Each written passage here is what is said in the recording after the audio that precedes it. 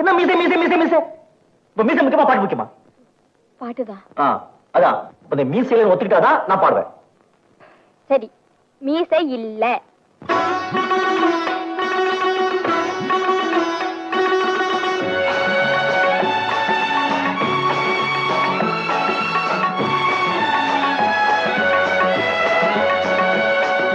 ராகங்கள் 16 உருவான வரலாறு நான் பாடும்போது அறிவாயம்மா.